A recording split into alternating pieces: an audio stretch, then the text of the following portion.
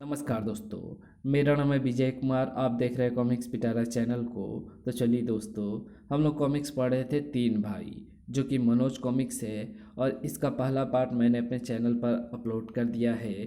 पहले पार्ट में मैंने इस कॉमिक्स को 16 पेज तक कवर कर लिया था। अब इस पार्ट में इसके आगे कहानी को शुरू करते हैं। लेकिन तुम ये कंघी मुझे वापस करो और यहाँ से दफ़ा हो जाओ। ऐसी दुर्लभ चीज़ खरीदना तुम्हारे जैसे फटीचर आदमी के बस की बात नहीं। बाबा, तुम नाराज़ क्यों होते हो? कम से कम इसकी कीमत तो बताओ। तो सुनो, इस कंघे की कीमत 1,000 सोने की मोहरे है, तथा इसका रहस्य 2,000 मोहरों का है। क्या तुम ये कीमत दे सकते हो? क्या कहा? इस कंघे के रहस्य की कीमत 2,000 सोने की मोहरे? क्यों बाबा, आखिर इस कंघे में ऐसा क्या रहस्य है जो तुम इसकी इतनी कीमत लगा रहे हो? ऐसे नहीं, पहले तुम मुझे 3,000 सोने की मोहरे दो, तभी मैं तुम्हें इसका राज बताऊंगा। लेकिन इतना धन तो मेरे पास नहीं है। मैं पहले ही जानता था कि इस कंघी को खरीदना तुम्हारे बस का रोग नहीं है। लाओ, मेरी कंघी मुझे वापस करो और यहाँ से भाग जाओ। ऐसा मत कहो बाबा, मुझे ये कंघी बहुत पसंद है। मैं ये किसी को भेंट में देने के लिए खरीदना चाहता हूँ। मेरे पास केवल 1,000 मोहरे ही हैं। यदि इतने में ही तुम इसे मुझे बेच दो तो मैं तुम्हारा ये एहसान कभी नहीं भूलूंगा। अरे मूर्ख, इतनी कीमती चीज़ मैं तुम्हें इतने सस्ते में कैसे बेच सकता हूँ? लाओ, मेरी कंघी मुझे वापस करो और यहाँ से चलते बनो। नहीं नहीं बाबा, मुझ पर दया करो। ये कंघी मुझे बेच दो। मुझे विश्वास है कि इस कंघी से मेरी किस्मत खुल जाएगी। पहले तो वो कुरूप एवं बूढ़ा दुकानदार किशन को किसी भी तरह 1,000 मोहरों में वो कंघी बेचने के लिए तैयार नहीं हुआ। लेकिन जब किशन ने काफ़ी विनती की और उसके हाथ पैर जोड़े तो वो बोला, ठीक है, जब तुम इतनी जिद कर रहे हो तो मैं ये कंघी तुम्हें 1,000 मोहरों में ही बेच दूंगा। लेकिन एक शर्त है, तुम्हें बाकी के पैसों के बदले अपने सीने के गोश्त का एक टुकड़ा भी देना होगा। ओह! किशन को उसकी बात सुनकर समझते देर नहीं लगी कि वो दुकानदार एक दुष्ट नरभक्षी है। लेकिन कुछ सोचने विचारने के पश्चात वो बोला, ठीक है, 1,000 मोहरों के साथ साथ मैं अपने सीने के गोश्त का एक टुकड़ा भी देने के लिए तैयार हूँ। तुम रहस्य बताओ। तो सुनो, इस कंघी की विशेषता ये है कि यदि इसे किसी बीमार के बालों में फिरा दिया जाए तो वो तुरंत ठीक हो जाएगा। और यदि किसी मुर्दे के बालों में फिराया जाए तो वो उसी समय जी उठेगा। हे ईश्वर, ये तो वास्तव में चमत्कारी कंघी है। निसंदेह राजकुमारी इस कंघी को पाकर मुझसे विवाह कर लेगी। ये राजकुमारी के लिए बिल्कुल योग्य उपहार है। फिर किशन ने चुपचाप 1,000 मोहरों की थैली उस दुकानदार को थमा दी और मौजे में से छुरा निकालकर अपने सीने से एक मांस का टुकड़ा काटकर दुकानदार को रक्त रंजित मूल्य भी चुका दिया। ये लो, सीने के मांस का टुकड़ा। अब तो ये कंघी मेरी हुई। बिल्कुल भाई, बिल्कुल। अब ये कंघी तुम्हारी ही है। खुशी खुशी ले जाओ। कंघी को सुरक्षित अपने वस्त्रों में रखने के पश्चात और सीने पर पट्टी रखने के बाद किशन अपने घोड़े पर सवार हो पूर्व निश्चित स्थान की ओर चल पड़ा। बेशक अपने सारे धन के साथ मुझे अपने मांस का एक टुकड़ा भी देना पड़ा, लेकिन इस सुंदर एवं बहुमूल्य उपहार के लिए सौदा महंगा नहीं पड़ा। ठीक 20 दिन बाद तीनों भाई उसी चौराहा पर मिले जहाँ से अलग हुए थे। एक दूसरे को देखते ही वे प्यार से एक दूसरे के गले लग गए।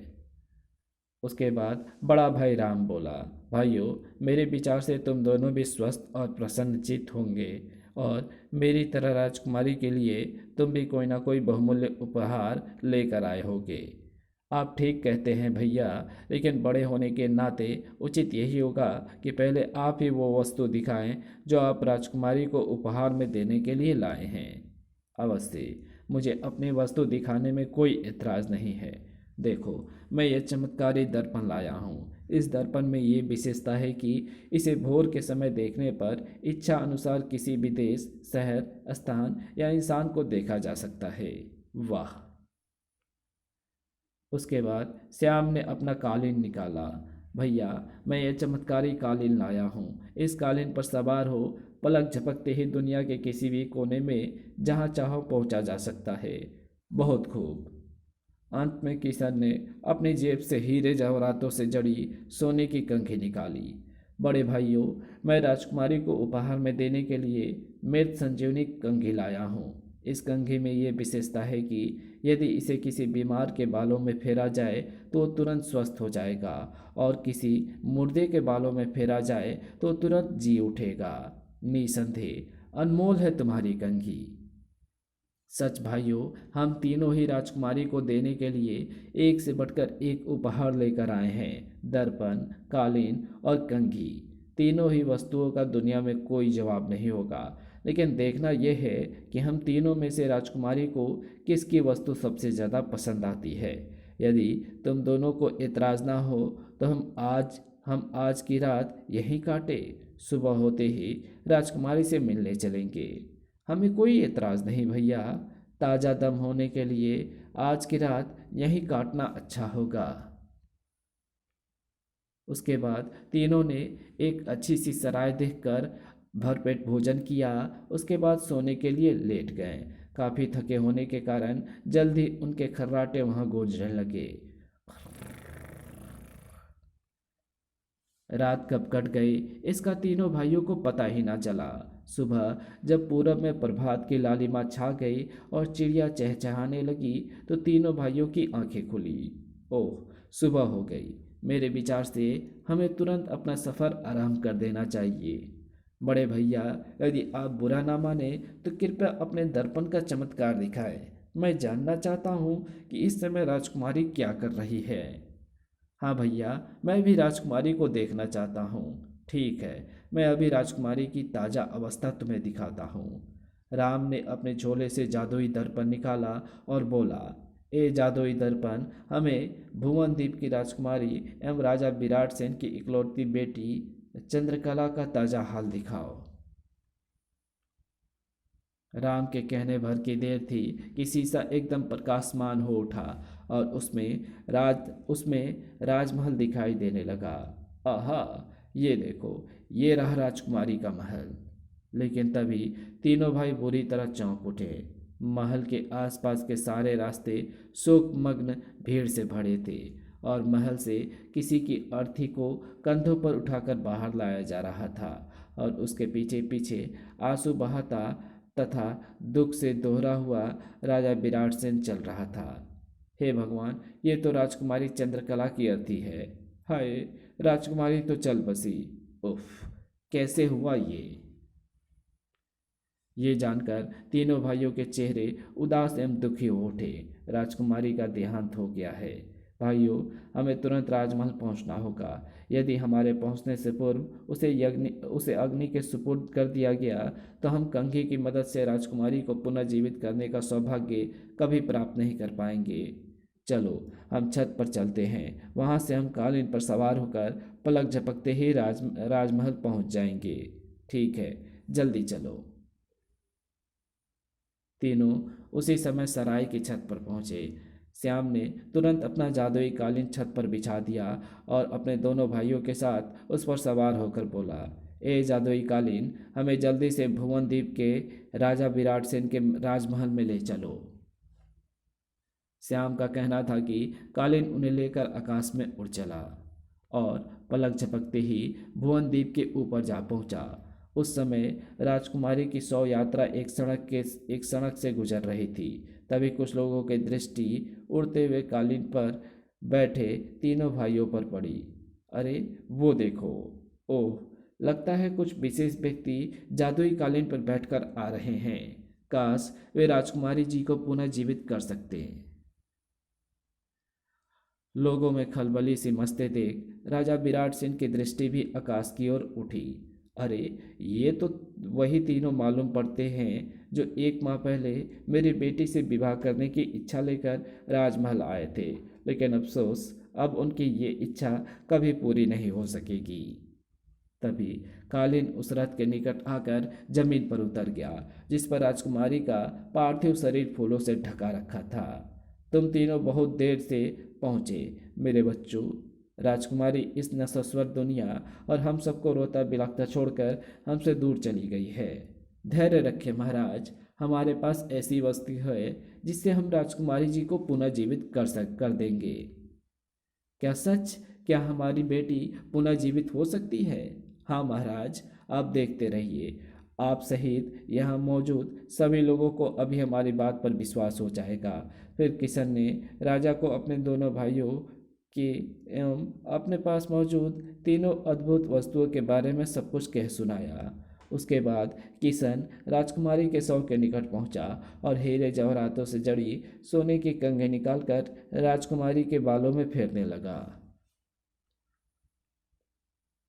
अभी किशन ने अपनी जादुई कंघी को राजकुमारी के रेशम जैसे सुनहरे बालों में 3-4 बार ही फेरा होगा कि राजकुमारी ने एक उबासी सी ली और आसपास मौजूद भीड़ को देखकर हड़बड़ाकर उठ बैठी। अब वो न केवल पहले जैसी सुंदर बल्कि उससे भी कहीं ज़्यादा सुंदर दिखाई देने लगी थी। तुम नमस्कार राजकुमारी जी। राजकुमारी जी को जीवित होते देख लोग बाग प्रसन्नता से नाच उठे। अरे, राजकुमारी जिंदा हो गई! आहा, राजकुमारी जी जिंदा हो गई! हे ईश्वर, तेरा लाख लाख शुक्र है। राजा विराट सेन भी अपनी बेटी को जिंदा होते देख प्रसन्नता से पागल हो उठे। मेरी बेटी! पिताजी! प्रसन्नता से राजा ने अपनी बेटी को सीने से लगा लिया। मुझे क्या हो गया था पिताजी? ये सब भीड़ कैसी? अभी बताता हूँ बेटी, पहले इन 3 नौजवानों से मिलो। इन तीनों की वजह से ही तुम्हें नया जीवन मिला है, कहकर राजा ने अपनी बेटी को सारी बातें बता दी। फिर सब खुशियां मनाते झूमते गाते महल की ओर वापस चल पड़े। उनके साथ साथ तीनों भाई भी थे। राजा विराट सेन ने उसी रात एक शानदार दावत दी और उसमें राजधानी के सारे वासियों को अपने प्रिय अतिथियों की तरह आने का निमंत्रण दिया। बाजार में झूठन खाकर गुजारा करने वाले बूढ़े भिखारी और फकीरों को भी निमंत्रित किया गया। तीनों भाइयों को भी सम्मानित स्थान पर बिठाया गया और राजकुमारी चंद्रकला ने स्वयं अपने हाथों से उन्हें भोजन परोसा। जब दावत खत्म हुई, हमारे उपहार कबूल कीजिए राजकुमारी जी, और कृपया इन उपहारों में से जिसका भी उपहार आपको सर्वश्रेष्ठ लगे उसे अपना पति चुनने की कृपा करें। तीनों के उपहार ग्रहण करने और उनकी विशेषताएं जानने के पश्चात अचानक ही राजकुमारी का चेहरा उदास हो उठा और आंखों से आंसू बरसने लगे। ये क्या राजकुमारी जी, आप इस खुशी के मौके पर रो रही हैं? क्या आपको हमारी बात बुरी लगी है अथवा हमारे उपहार आपको पसंद नहीं आए? ऐसी बात नहीं है ए बहादुर इंसान। बात यह है कि मैं आप में से एक से प्रेम करने लगी हूँ, पर परीक्षा के बाद भी मेरी नज़रों में आप सभी बराबर हैं, क्योंकि आप में से हर एक ने मुझे अद्वितीय उपहार ला कर दिया है। इसलिए मैं सोच नहीं पा रही हूँ कि आप में से मैं किसे अपना पति स्वीकार करूँ। राजकुमारी जी, क्यों ना आप इस मामले में अपने पिता से सलाह लें? हाँ, यही ठीक रहेगा। मैं अभी पूछती हूँ। अपने पिता को सारी बात बताने के पश्चात राजकुमारी बोली, पिताजी, कृपया कर आप ही मुझे सलाह दें कि इन 3 भाइयों में से मुझे किसे अपना पति चुनना चाहिए। राजा कुछ देर सोचने के बाद बोला, बेटी, मैं भी कुछ नहीं समझ पा रहा हूँ कि तुम्हें इनमें से किसे अपना पति चुनने को कहूँ। यदि बड़े भाई के पास शीशा ना होता तो इन्हें तुम्हारी मौत का पता ना चलता। यदि मझले भाई के पास कालीन ना होता तो ये तुम्हारी अर्थी पर ठीक समय पर नहीं पहुंच पाते, और यदि छोटे भाई किशन के पास कंघी ना होती तो ये तुम्हें जिंदा नहीं कर पाते। अब तुम ही बताओ बेटी कि इनमें से मैं तुम्हें किसे पति चुनने को कहूँ। मेरी नज़र में तो तीनों ही तुमसे विवाह करने का पूरा पूरा हक रखते हैं। मैं सहर्ष इन्हें अपना आधा राज्य और सारा धन देने को तैयार हूँ, लेकिन यह फैसला करना मेरे भी बस की बात नहीं है कि इनमें से सर्वश्रेष्ठ कौन है जिससे तुम विवाह कर सको। तभी एक साधु जो काफी देर से चुपचाप खड़ा उनके मध्य होने वाली बातचीत सुन रहा था, उनके निकट पहुंचा। राजन, मैं आप लोगों के मध्य होने वाले सारी बातचीत और आपकी समस्या सुन चुका हूँ। यदि आपको कोई आपत्ति ना हो तो आपकी समस्या के समाधान के लिए मैं एक छोटी सी राय दे सकता हूँ। मुझे कोई आपत्ति नहीं मुनिवर, आप निसंकोच होकर अपनी राय दीजिए। तो सुनो राजन, राजकुमारी का विवाह आप इन 3 भाइयों में से उसी के साथ कीजिए जिसने अपने उपहार की सबसे ज़्यादा कीमत चुकाई हो। आप धन्य हैं मुनिवर, आपने निसंदेह मुझे एक उत्तम राह सुझाई है। मैं आपकी राय से सहमत हूँ। बेटी, क्या तुम्हें भी ये सुझाव पसंद है? इसके अलावा चुनाव करने का और कोई उपाय है भी तो नहीं पिताजी, इसलिए मुझे भी मुनिवर का सुझाव स्वीकार है। मेरे विचार से आप लोगों को भी इसमें कोई आपत्ति नहीं होगी नौजवानों। बिल्कुल आपत्ति नहीं है महाराज। तो फिर ठीक है, बारी बारी से आप लोग अपने अपने उपहार की कीमत बताएं। सर्वप्रथम बड़ा भाई राम बोला, मैंने अपने चमत्कारी दर्पण की कीमत 600 सोने की मोहरें चुकाई है। तब मझला भाई श्याम बोला, मैंने जादुई कालीन की कीमत 1000 मोहरें चुकाई है। अब तुम बताओ नौजवान, तुमने अपने उपहार की क्या कीमत चुकाई है? मैंने, कहता कहता किशन रुक गया और ना जाने क्यों उसने अपना सर झुका लिया। तुम चुप क्यों हो गए नौजवान? तुम्हें जो कहना है निसंकोच होकर कहो। महाराज, उपहार को खरीदने के लिए मेरे पास पूरे पैसे नहीं थे, इसलिए मुझे 1000 मोहरों के साथ साथ अपने सीने से एक मांस का टुकड़ा भी काटकर दुकानदार को देना पड़ा। क्या करता, मैं उस उपहार को खरीदने के लिए मजबूर था। क्या? ओह नहीं। किशन ने उन्हें सारी बात बताने के बाद चुपचाप अपने सीने से बंधा कपड़ा हटा दिया। नहीं। ओह उफ। निसंदेह इसी नौजवान का उपहार सबसे ज़्यादा कीमती है राजन। किशन की अवस्था देखकर राम और श्याम का मन व्यथित हो उठा। भाई किशन, ये तुमने कैसी कुर्बानी दी? उपहार खरीदने के लिए अपना मांस ही बेच डाला। तुमने इतना बड़ा जख्म अपने सीने में क्यों लगा लिया किशन मेरे भाई? आप लोग नहा के दुखी हो रहे हो भाइयों। ये जख्म देखकर तो आपको खुशी होनी चाहिए। यदि ये जख्म मैं अपने सीने पर नहीं झेलता तो क्या राजकुमारी जी आपको जीवित मिलती, जिनसे विवाह करने के लिए हम तीनों ही ललायित हैं। ओह, तुम महान हो किशन। हमें तुम पर गर्व है किशन कि तुम जैसा बहादुर, निस्वार्थ और नेक भाई हमें मिला। राजन, फैसला हो गया। आपकी बेटी के लिए योग्य वर किशन ही है, क्योंकि उसी का उपहार सबसे कीमती है। अतः आपको राजकुमारी की शादी किशन के साथ कर देना चाहिए। हमारा भी आपसे यही आग्रह है महाराज। राजा ने तुरंत आगे बढ़कर किशन को सीने से लगा लिया।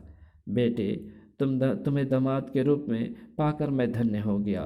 विवाह के बाद तुम ही अब इस देश के उत्तराधिकारी बनोगे। राजा ने साधु का लाख लाख धन्यवाद अदा किया। फिर वहां उपस्थित लोगों में किशन और अपनी बेटी के विवाह का ऐलान कर दिया और एक दिन शुभ मुहूर्त में बड़ी धूमधाम के साथ दोनों का विवाह हो गया। विवाह के कुछ ही दिनों बाद राजा विराट सेन ने राजगद्दी किशन को सौंप दी तथा राम और श्याम को बड़े बड़े पद देकर स्वयं तीर्थ यात्रा पर निकल गए। तीनों भाई मिलकर वर्षों तक राजपाट चलाते रहे।